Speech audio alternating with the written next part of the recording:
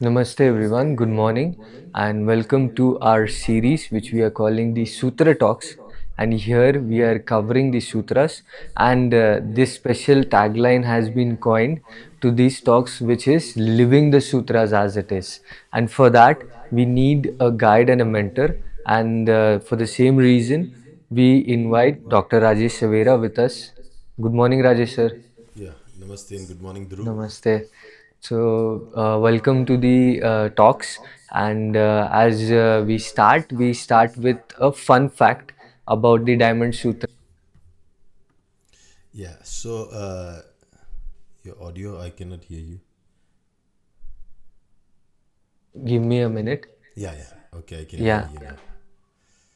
So, as we see now, as we study the Diamond Sutra, and yesterday we did the first chapter, and we saw the fun fact that it was the world's first printed book and distributed book. Hmm. Okay, for free distribution as a part of every business or tradesmen who used to trade. They used to for cultivating merits and blessings. They used to distribute a copy of the Diamond Sutra. Hmm. Moreover, today let's take another fun fact. The fun fact is that we all know the Diamond Sutra Hmm. is an English name, but technically it is called the Vajra Chedika Pragya Paramita Sutra.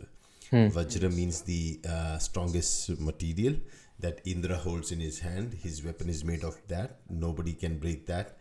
And now something that is Vajra, which is hard, Hmm. his Chedika means that has to be shaped. Okay, and the only thing that can shape something like that is the wisdom. Okay, so many things in life, the toughest things can be wisely handled, and you can find and shape those things. You don't need to throw them, you just need to shape them. So that's another thing that I learned. But the most important fun fact for today is that this particular sutra is also called as the sutra on basically it's called the sutra of 300 lines. Okay, Okay. let me give you the exact thing. Give me 1 second. Yeah, the sutra is also called by the name of Trishatika Pragya Paramita Sutra, the 300 lines on the perfection of wisdom sutra. Now, 300 lines because it is 300 lines in which it was composed, and in those times, printing something or writing something was measured in terms of lines. If you hear the Buddha say that 4 lines, or 4 lines of this is enough for you to share with the people, so it's like that. So here, this is another fun fact that this is also called as Trishatika Pragya Paramita Sutra. So that's a fun fact for today. Yeah, thank you so much. That's interesting. Like they are measuring these things in lines, and the importance of again that, because that question was always there. Why did he say lines, 4 lines? Even if you study the 4 lines, and it will be enough. But Yeah. I think that was the parameter back then. Right, because Yeah. writing was like an asset. Okay, you could put down information in the form of written notes, and people were using that to transmit knowledge or information from one place to another. And written information was considered if a king wanted to send a message to another king. It had to go on a royal seal under the protection of maybe an army or somebody who is to go, and that message is to be delivered to whom. So it's kind of an encrypted message of that time under the royal seal. Mhm. So it is like that. So messaging has always been there. We have evolved from that written messages to now using technology where we come live like this, But and even we they are are able to talk. encrypted. Yeah, they are also encrypted. Messages have always been guarded and encrypted, but then there have been people who have broken that encryption also. Yeah, so nothing is safe. But anyways, what organizations like WhatsApp or YouTube, and they try to keep as safe as we can. So the one way of communication was messaging, was transmitting knowledge from one generation to another generation by writing it down. And Hmm. the Vajra Chedika Pragya Paramita Sutra, the Diamond Sutra, is one of those examples how the knowledge that was written down around the 2nd to 5th century, the debate still continues exactly when it was written down, but it still remains a knowledge that has been passed down from second to fifth century to today's 21st century. So can you imagine something written down can stay long, so long for until today, and we are lucky to get a deep dive into something that was so ancient and so old, and the wisdom of our great masters, the Dhamma masters, can be unveiled even today and be used to understand what we can do with that wisdom. As I said, this wisdom teaches us that the hardest thing in life need not be thrown away, but just need to be shaped. So you don't need to let go of the toughest part of your life. Be smart enough to shape it up, and that's what this Pragyaparamita Sutra teaches us. Yeah, amazing. So before we dive deeper into it, is can we go for our practice of 9 to Yeah, 0? sure. Yeah.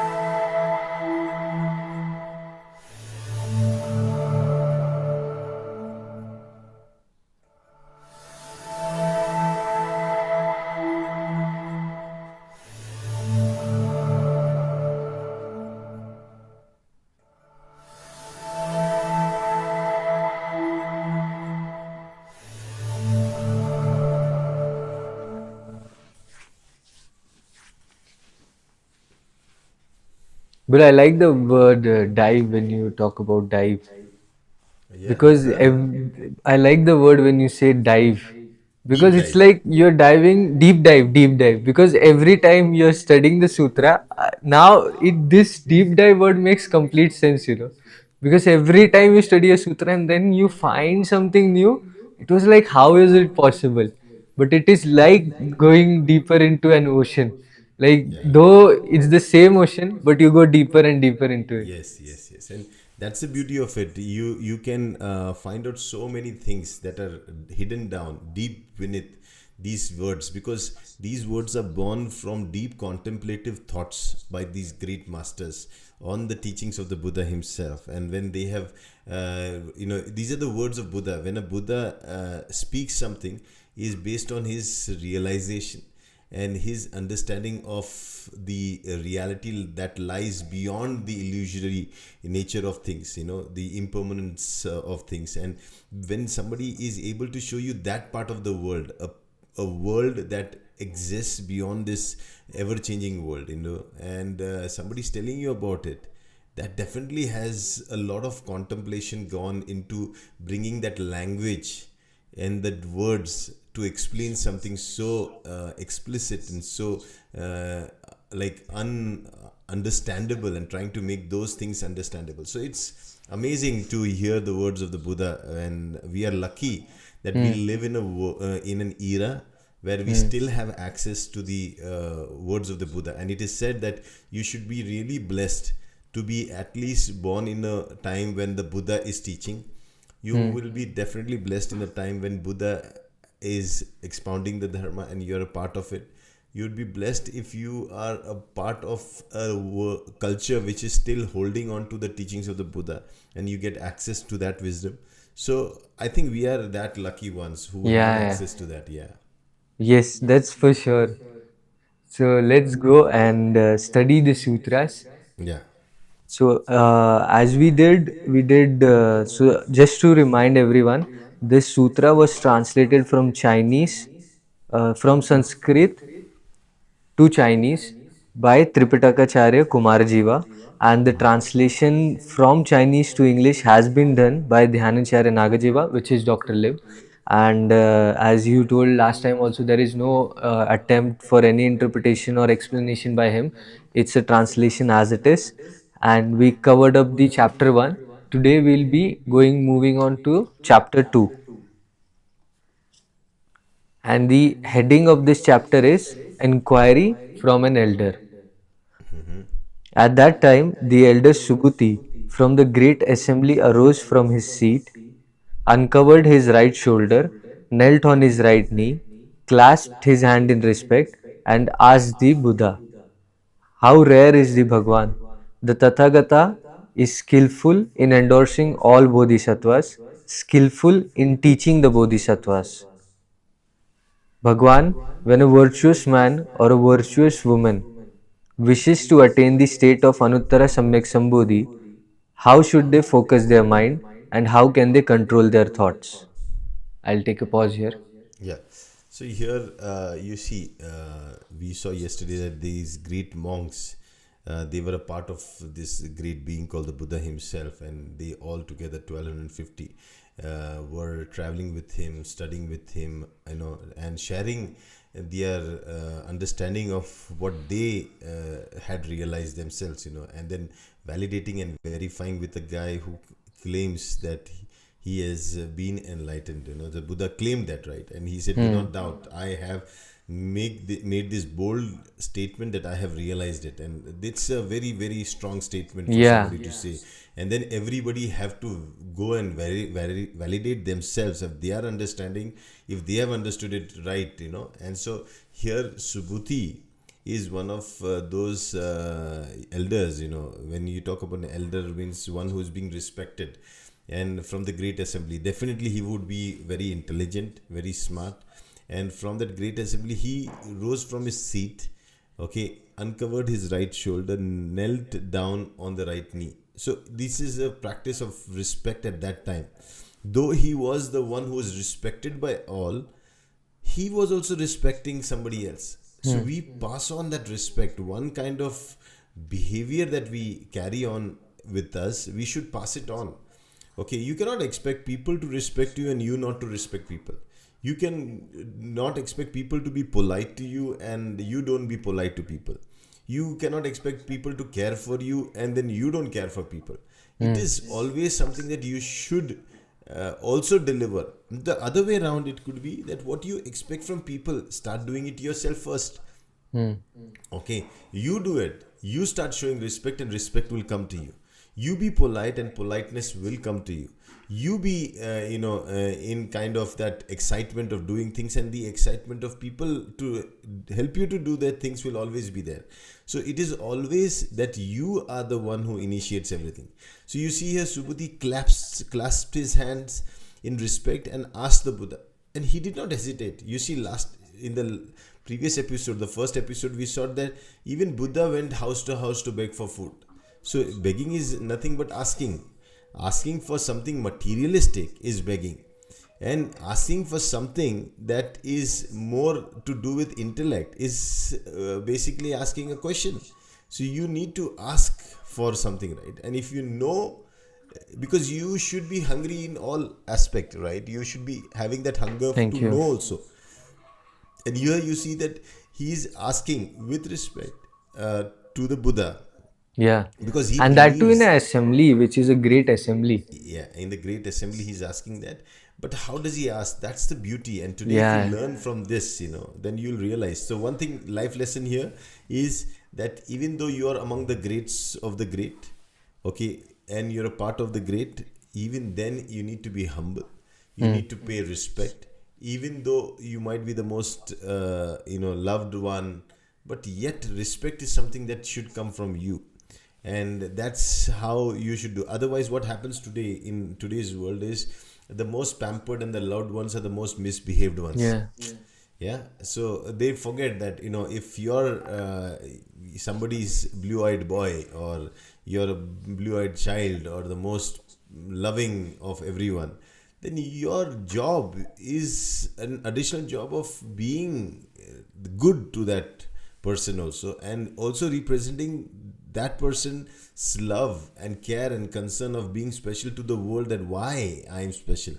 Okay, so always remember that if somebody loves you, somebody respects you, somebody cares for you, it comes with the additional responsibility of validating that love, care, and respect to the world by behaving exactly the way that person would want you to behave. So respect is very politeness, humbleness, these are the qualities that come naturally. And here Subhuti is actually displaying that quality for us to learn. So this second chapter is teaching us that.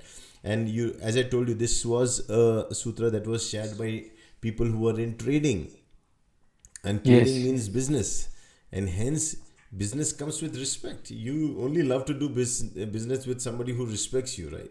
Hmm. You would not do business with somebody who does not respect you. And like we were seeing, like in a sale, there are many people who go out to buy something. Okay, in a restaurant there are people who go to eat, because if that restaurant or that outlet is respecting those customers, then, but imagine they start insulting, hey, you come here, you cannot afford normally to buy, that is why you come for sale, you shameless guy, come here, huh? Come, how much do you want? You will not buy even if that Hmm. person is going to give you. Or imagine if there is a discount on something, and they say, oh, the beggars have come to take the discount, come sit and have. You will say, get lost, man, who are you Yeah. calling beggar, right? So even though you need something, but it is not at the cost of your self respect.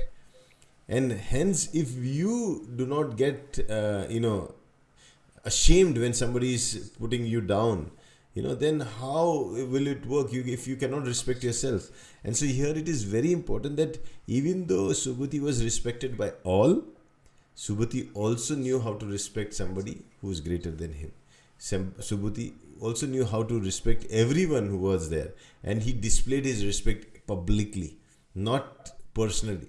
Okay, so here he is doing that publicly, and then you see he is praising the Buddha before asking the question. Okay, Hmm. he's saying, how rare is the Bhagavan? The Tathagata is skillful in endorsing the Bodhisattvas, skillful in teaching the Bodhisattvas. Now, here he is telling, he knows that this person is of the quality that needs to be respected. He knows that this person that I am interacting is rare. So he's telling that, and he is vocal enough to tell that. He's not shy enough to praise. Now, here he's not buttering. So No. one happens is buttering. Okay, but here buttering usually follows with the purpose, So this is not buttering, this is validating. Here he is validating how rare it is. Now, for example, you go to an iMac store to buy your iMac or iPad, or your MacBook. You should say, hey, wow, this, like, Apple is one of the best companies, I'm sure. It makes one of the best and unique products, and that's the reason I am here. And your products have this great quality, and there is always a new update, and you all are very, very skillful in making these products so that they are comfortable.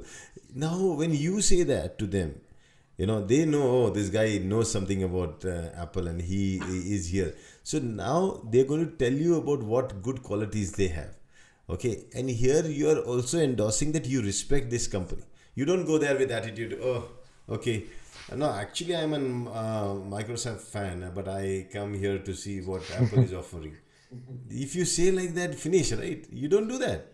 You always go and appreciate, I like your brand, I am actually a fan of this particular brand, this brand has good, this is blah blah. So exactly what Subhuti is doing here. Subhuti is using a very, very skillful means to first appreciate the Buddha by saying that he is rare, and he's very fortunate to have an audience with him. The second is that he knows that you, as a teacher, Tathagata, who and you see the word he uses here, how rare is the Bhagavan. Hmm. Okay, Bhagwan means the blessed one. You're very blessed because you are going to bless so many people, you are blessed. But the Tathagata is skillful. Now, here the word Tathagata means the one who is going to speak as it is, not Hmm. going to fool me. Hmm. Okay, so here he's saying that the Tathagata is skillful in endorsing the Bodhisattvas, means he can identify the Bodhisattvas who are good. Means Bodhisattvas, now we will learn who are Bodhisattvas. Sattva means being, Bodhi means people who have the ability to understand. So beings who can understand. So they are able to identify beings who can understand things, bodhisattvas, skillful in teaching the bodhisattvas, and then people who can understand, only then you can teach them, right? If they cannot understand only, how can you teach them? So bodhisattva is basically the category of people who have the ability to understand. It's like a material which is malleable and tactile, only that can be converted into something, right? That can be shaped up. But if thing is not of that quality, whatsoever you might do, you will not be able to shape them up. And that becomes a challenge in life. Sometimes you're dealing with a customer. Now I'm bringing in the practical application. You're dealing with a Yeah. customer, and the customer is like, he's not able to understand. Now, can you make a sale to a person who does not understand? No, he is not going to buy your stuff. He has to understand what you are offering. Then only you will be able to convert that into a sale. You have to have somebody who is understanding for you to build a relationship. Otherwise, if somebody is dumb, he doesn't understand basic things, you might struggle, but you will not be able to transform them. And you will No. tire out, right? So, the most important thing is, how do you endorse a person who is a bodhisattva? Try to see if this person understands some basic things. If he can understand A, maybe he can understand B. Maybe if he can understand B, he will be able to understand C. So you have to be very skillful, very smart in slowly unveiling that person's understanding, so that he can be then actually taught. Otherwise, you cannot. You see, you cannot take a mud and make a pot. You have to first check whether the mud with the water with this thing can be made into a dough.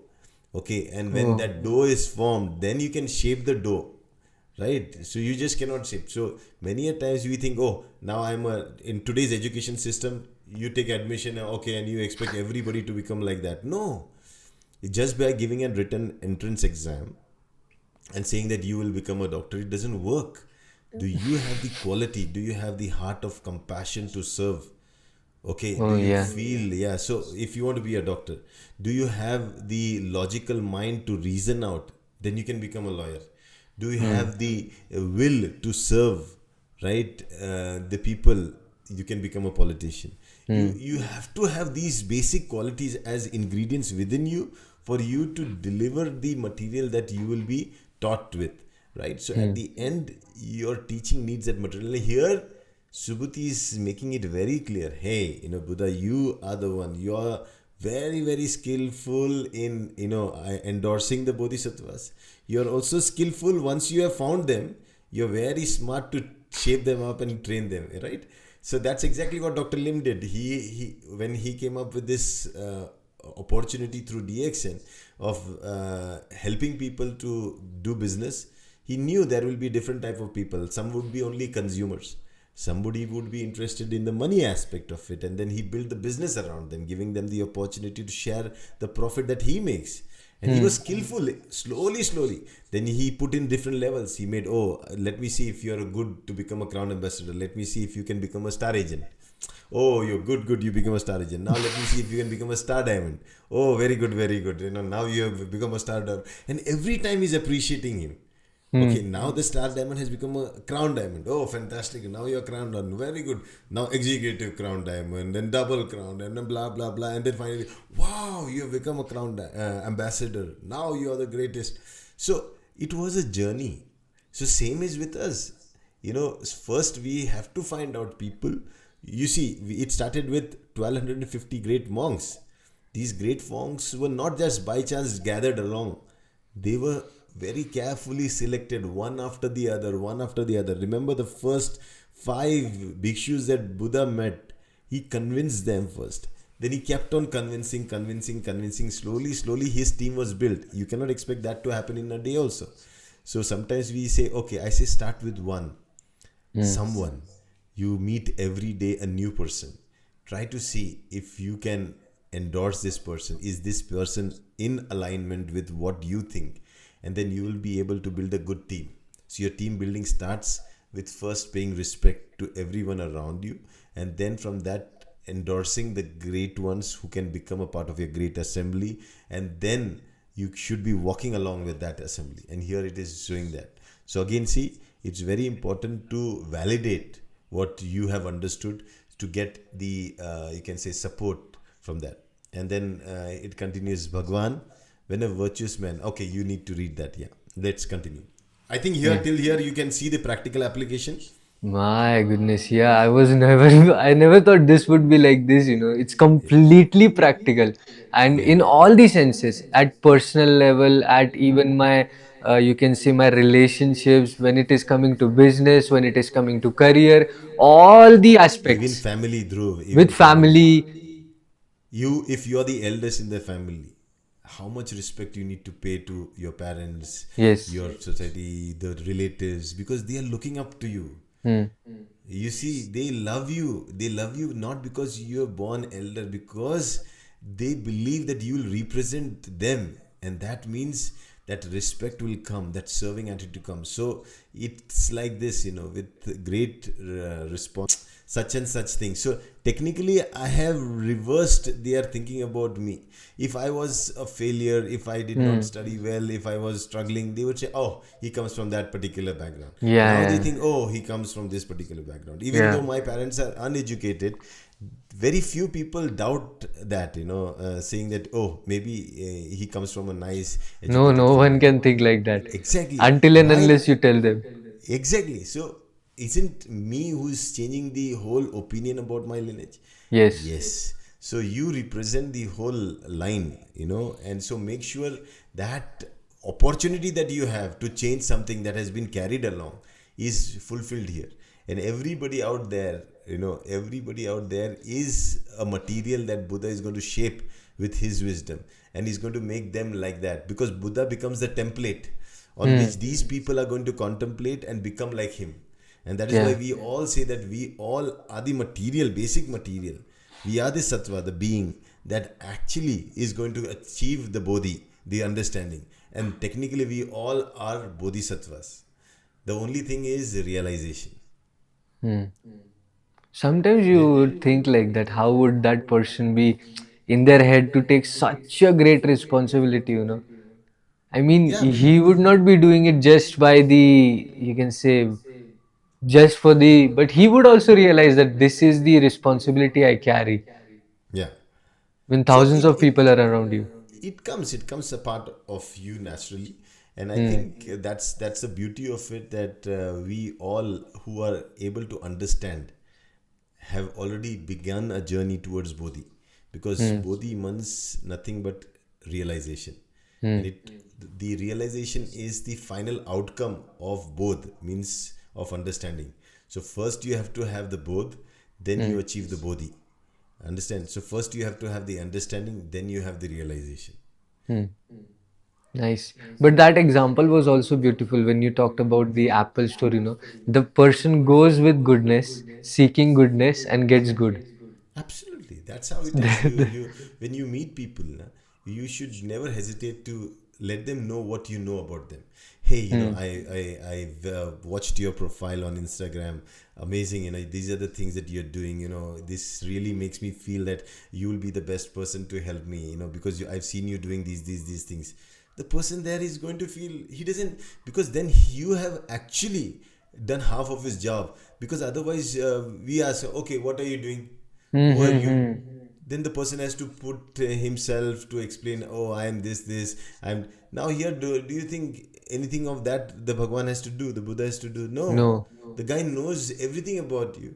Hmm. And that's why I'm seeking a question, so that you can actually quench my thirst that my mind is holding on to, and you will be the best person to answer this. So Hmm. it's basically a request.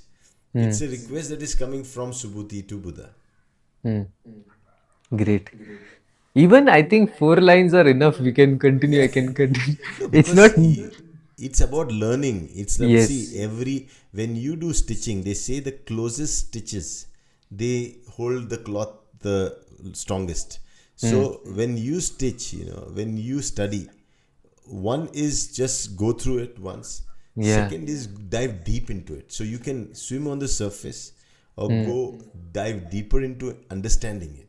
So Hmm. maybe just contemplating on four verses, like this style that we have come up with, one episode for one chapter, we'll Hmm. be going deeper into, we'll be diving Hmm. deeper into understanding the different facets. It's like the diamond Hmm. cut down into different facets, the 32 facets of the diamond.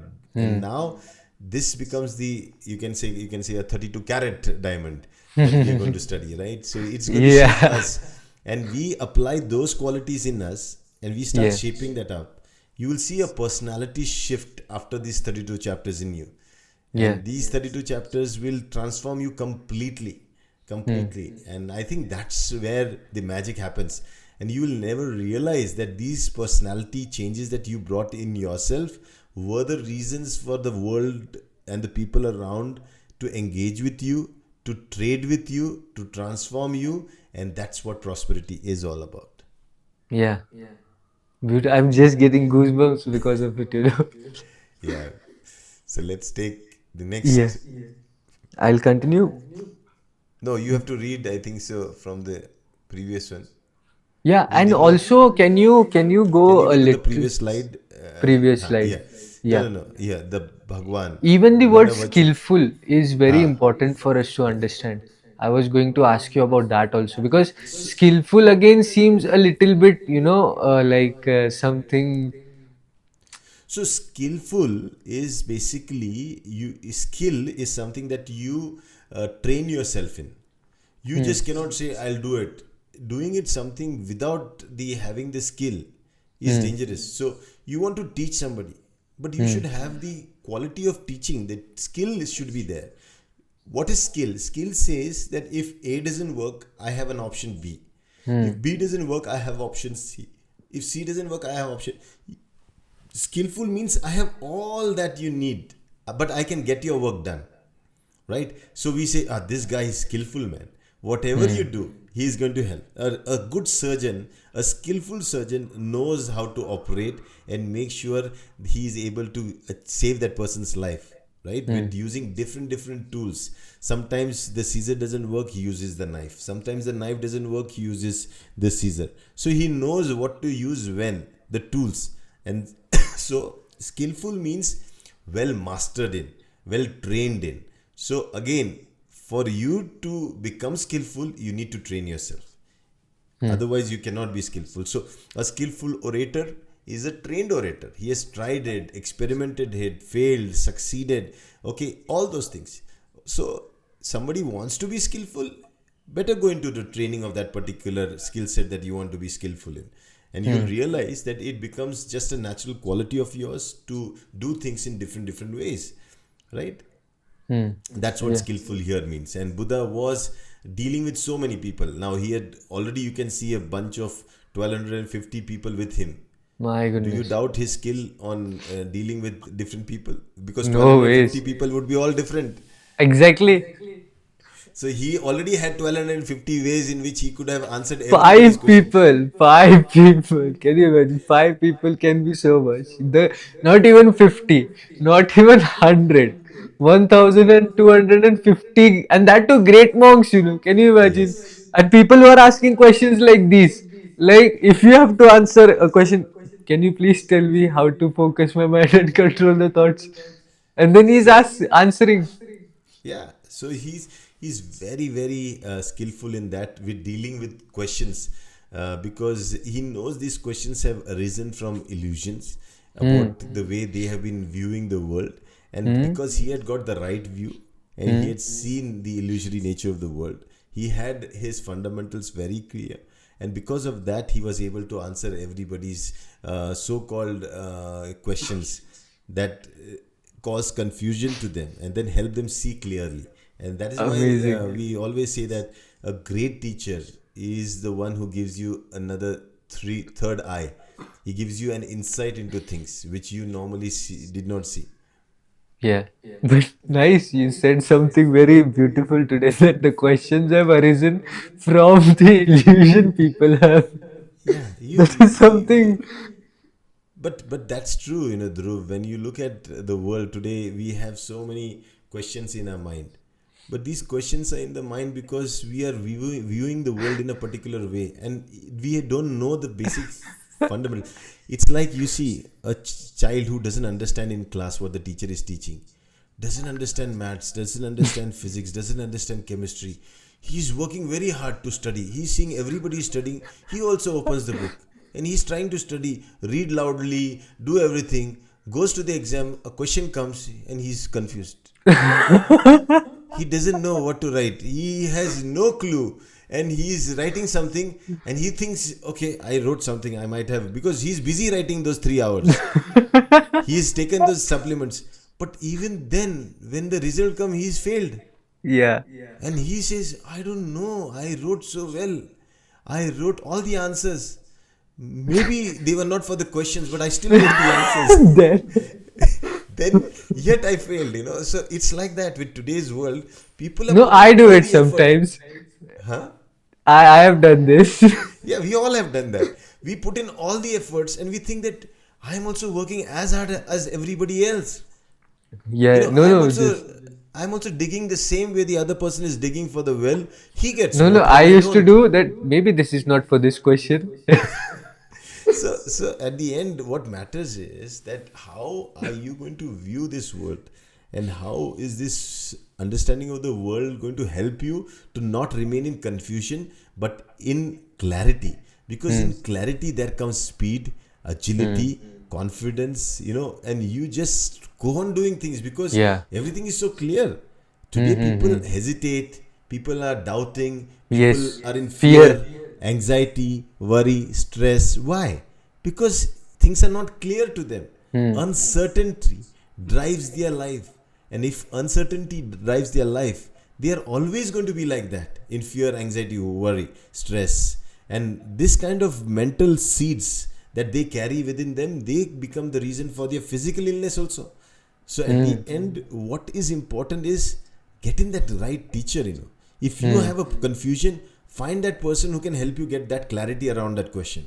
Okay, if Oh, you see yourself stuck in a problem, go and find somebody who can solve that problem for you. So basically, going for therapy or psychotherapy to find a little more clarity on the point of view of that particular problem that you have is always good. So I always believe that seeking for a therapist to have a point of view, a different point of view, and that could be liberating enough for you. And I see Buddha as one great therapist who is helping so many people with so many questions and doubts, and then making sure that they are free from that doubt and question. wow. Amazing. I mean, even I, when I woke up today, I was like, ki, over a period of time, it should have been, things should have become more clear or something like that. Yeah. But somewhere down the line, have I become more hesitant or doubtful? The same things, like when you do something, because the deeper you go into something, there is uncertainty, where Buddha is even talking about impermanent and things are not going to be the way they are. Uncertainty is the byproduct of it, right? No, uncertainty is the nature of it. Yeah, Something that is nature. impermanent is the nature. You understand? So, uncertainty is because you don't know. Hmm. But once you know, then there is certainty also, right? When Hmm. you know that matchstick, when rub across that particular part where it can light fire, it's certainty. You're not worried much. You carry a matchbox with you, and you know whenever you want, you can light up a fire. Oh, what do you mean by that? Because nowadays the world has become, they say, very uncertain. The world has always been I've uncertain. Who said always it been. was once upon a time certain? No, no, no, no, no, no. It has Maybe always been that is the uncertain. problem. See, the problem is people think death is so uncertain. I said, Hmm. no. That It has has only been the certain thing. Everything that was born had has certainly died. died. How can you say it is uncertain? No. Yeah, what is uncertain about is your realization that that time could come anytime. Hmm. Okay, yeah. So once you realize it, then you know that that certainty of death, which Hmm. lingers around me, Yeah. is possible.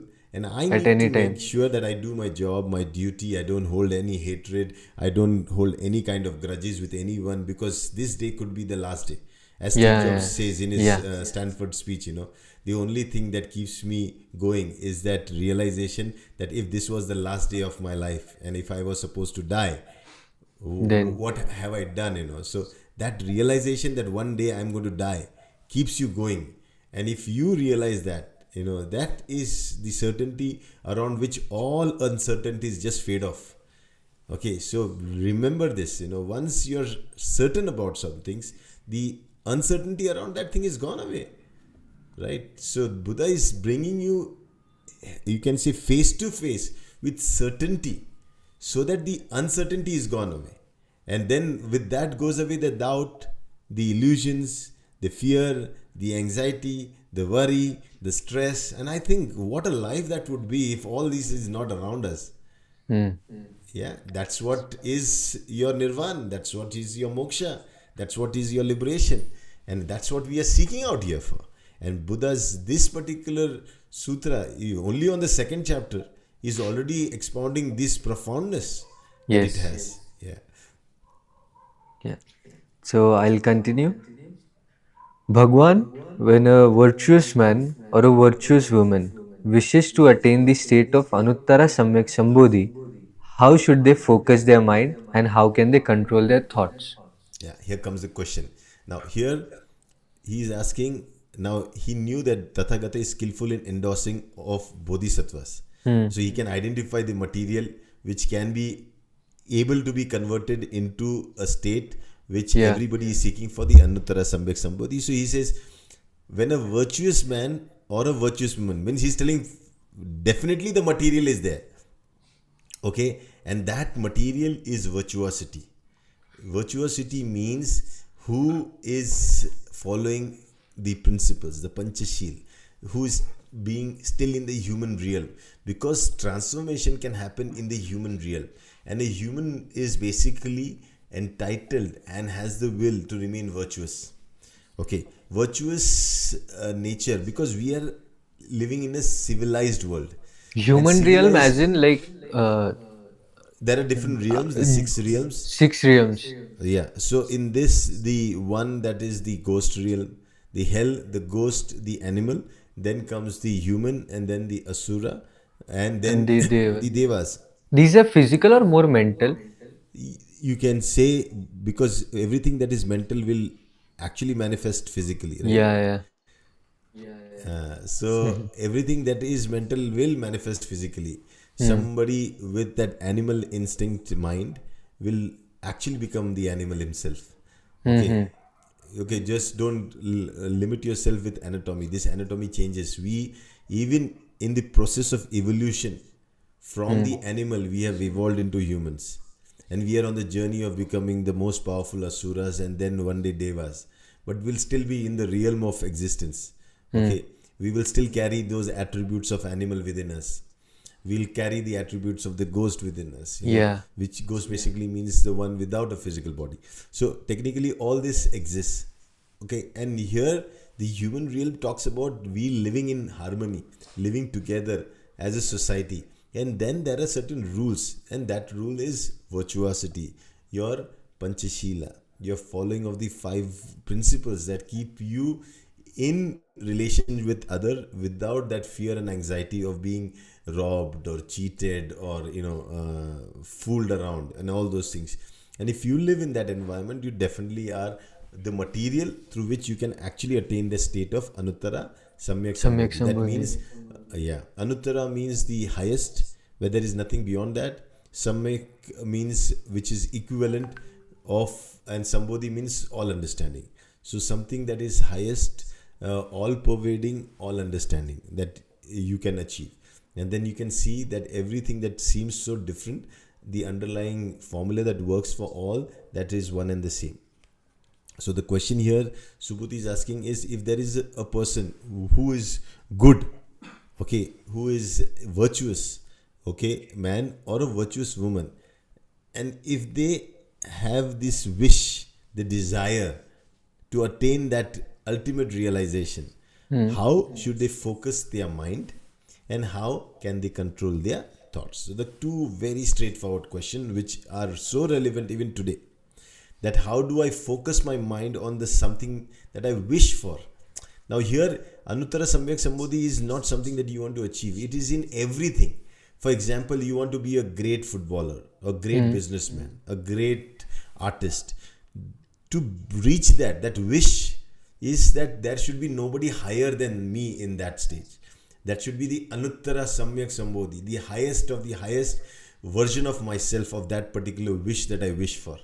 And that means that state, if I want to achieve, I am saying that I'll be good, I'll be virtuous, I'll be disciplined, I'll be, putting my 100% to it. But if I wish to do that, how should I focus my mind so that I reach that highest version of myself? And how should I control those thoughts that keep me, preventing me from achieving that state? So the Wow. question is very clear. This is Yeah. what he's talking about. Yes, Like yes, that yes. highest version of it. Your Because highest version. whenever we start anything, we aspire for something like that only.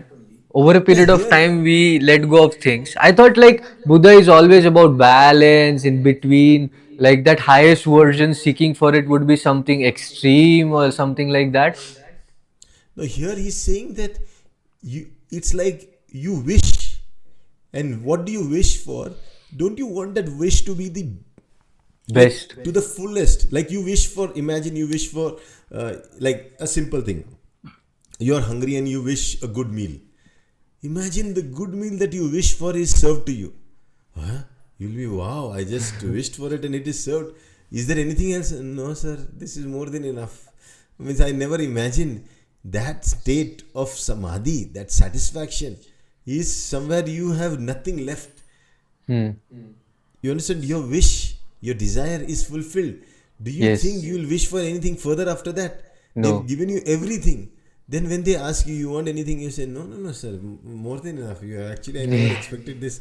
This is more than enough. That's your Anuttara Samyak Sambodhi, that highest form of that wish that was fulfilled. Now imagine the same thing in the life that you want to do. Now you are a law student. You become that highest, state version of yours, which is like dealing all the cases, everybody seeking advice from you, you are representing everything. Now you're in that highest version of yourself. Hmm. Is there anything else that you need? No, sir, No. because this is the highest. What else I need? If you are No. already living on the 27th floor, that was the building of 27 floors, you want to go higher up, there is nothing up there. No. You see? So something that here it is being said that first, that hey Bhagwan, when a virtuous man and a virtuous woman, means good people, when they wish to attain something in life, like the highest version of themselves, be successful in business, the greatest businessman ever, the greatest tradesman ever, the greatest archer, the greatest warrior, the greatest musician, the greatest of great. You see, this whole sutra starts with great. The Yeah, great. even the mantras are like Bhaishajya Yes. Guru and everything, Yeah. like the greatest of greatest medicine, Yeah. Buddha, So that's where the great vehicle, the Maha Mahayana. vehicle, yeah. So that here it is also telling the same thing. And the simple question is, how do these so-called people who aspire for greatness, how So do they even Steve Jobs was someone like this. Absolutely, he was. He Even was. Dr. Lim and all of these people are like this. Absolutely, that is why they could achieve the Anuttara Samyak Sambodhi in the path that they went forth. Hmm. You understood? They became the best versions of their own self, and they could create something that the others could walk on that path. Hmm. You understood? So when you look at it, the effort that Steve Jobs did to bring in the best of computing to us, we are enjoying that world, right? Yeah. Look at the effort that Dr. Lim did to bring the best of the world of nutrition to us. We are enjoying that world. Yeah. You see, their efforts are great, right? And how and what made them great is they were able to focus their mind. They never got distracted, and they were able to control their thoughts. Many a time the thoughts would have disturbed them. Okay, the world is not just there doing nothing. It's Oh producing yeah, these we kind don't of think like experiences. that, you know. We just Yeah. automatically assume that these people are always focused, they don't have any problem with the thoughts or something like that. No, no, no, no. They are able to focus their mind, and they are able to control Control their their thoughts. And thoughts. now Subhuti wants to know, hey, because remember this, Buddha was a king's son. He was the prince Yeah. put to be king, right? He was from the noble clan. He was from the Kshatriya clan. He had all the skill set to rule. Okay, So he knew what nobility means. That is why when he had the realization, he called it the Arya Satya, the Hmm. noble fourfold truth, right? So here he also gave the path, is called the Arya Ashtangik Marg, the Hmm. noble path. Noble means royal. Royal means rich and prosperous, means something that has wish fulfilling capacity. Somebody who can fulfill his wishes, and not only his wishes, the wishes of others also. So here it is like becoming the Kalpataru, becoming the one who is fulfilling his own wishes and the wishes of others. Because you are born of desire into desire, and again you will be going into desire again. So here the world of cycle, the cycle of repetition is desire. And here if you fulfill it, there is no more desire left. And that's why there is no more coming left. Hmm. Now Okay? then you don't have to, like, your desire is Absolutely. fulfilled. Yeah. Yeah. So this You is have the the path which he is talking about. Yes, yes, yes. So here, as I said, you should always read a sutra with context. Why was this sutra being printed and shared by businessmen? Why were they being Ah. shared by tradespeople? Because it is teaching you. It is their MBA of that time. Yeah, yeah, yeah. But we should have something like that. My Buddha Academy. Yeah. Something like that. So, but yeah, Let's it take the makes next sense. slide. Yeah, next slide. Then the Buddha said, excellent, excellent Subhuti. As you have stated, the Tathagata is skillful in endorsing all bodhisattvas, skillful in instructing the bodhisattvas. Now listen, and then I shall explain to you how a virtuous man or a virtuous woman who wishes to attain the state of Anuttara Samyak Sambodhi should focus their mind and control their thoughts. Yes, Bhagwan, I'm glad to listen. Yeah. See, here now it is very clear that a good teacher always listens. Okay, he has also listened. He also agreed and said, okay, I will be able to explain this to you. You should be able to receive this in that full faith. Okay, and then pay full attention to me. And I will teach you how a good person, a virtuous man and a virtuous woman who wants to fulfill his wish, can attain the state of Anuttara Samyak Sambodhi. And how can they focus their mind and control their thoughts? So Buddha is now becoming or taking up the role of a teacher to Hmm. help first by rephrasing his question, okay, and showing that your understanding what you had about this question and my understanding of this question is the same. Hmm. We both are looking at the number 6, not 9 and both 6. are on one side. We Yeah. are not going to debate on whether Both it are is on 6 one and 9. page. Yeah, both on one side of it, and we are going to Yeah. look at the same thing from that perspective. So the Buddha is saying, let me go to your side, and from your point of view, let me explain this. Like a Hmm. father who bends down to become the tiger for the son. Hmm. Okay, he plays with his son, understanding that the son wants a tiger, Hmm. and he becomes the tiger and lets that son ride on the tiger. Now you're riding on the tiger, or becomes the horse. Now you're riding on the horse. So he becomes like them, and this is another important lesson that we learn here. That if you want to be a good teacher, you'll have to go down on the knees of your students to actually explain them what it is. You'll have Yeah. to first rephrase the understanding. This is what you know. This is what you have understood. Is that correct? He says yes. No, no, no. Then let me explain. Then he explains. And the students should be very, very much attentive to say that, yes, Bhagwan, I am glad to listen. Listen. If you can do that, then you're actually a good student. Yeah. So that was Okay, it, chapter 2. I think Amazing, no? so. Again, take home message for chapter 2 is Yes. what. So we are just 4 minutes, and then we would be ending this session. So summary, if you have to look at it, is very clear. That one is being humble. Hmm. Okay, is the key. Okay, Hmm. always remember to know the subject matter that you're dealing with. At least some idea of it. You cannot be so dumb that you don't even come prepared to know something. People go to interviews of organization. Come on, the best thing is study about that organization first, so that you are able to at least let them believe that you are interested in this job. You don't Hmm. do any preparation and you want to go. No, no, no, no. Subhuti did all the preparation. He endorsed the Buddha first, saying that you are this, and now he's seeking your endorsement into finding out the bodhisattvas who are skillful in their own means, and you are also skillful. So he's talking about how they can partner with each other, and Hmm. then the help is sought. And then I think if everybody realizes it, he can apply this in business, in trade, and everything, and you'll see how you'll flourish because of these principles, right? And I think that's what this sutra is trying to teach us. And I think at the second chapter it's already expounded how great and profound it is, right? And you can understand this is just begun. So Yeah. for greatness, you need two things. One, you should be able to focus your mind on the things you want to be great at. Second is to make sure that you're able to control your thoughts that distract you from that greatness.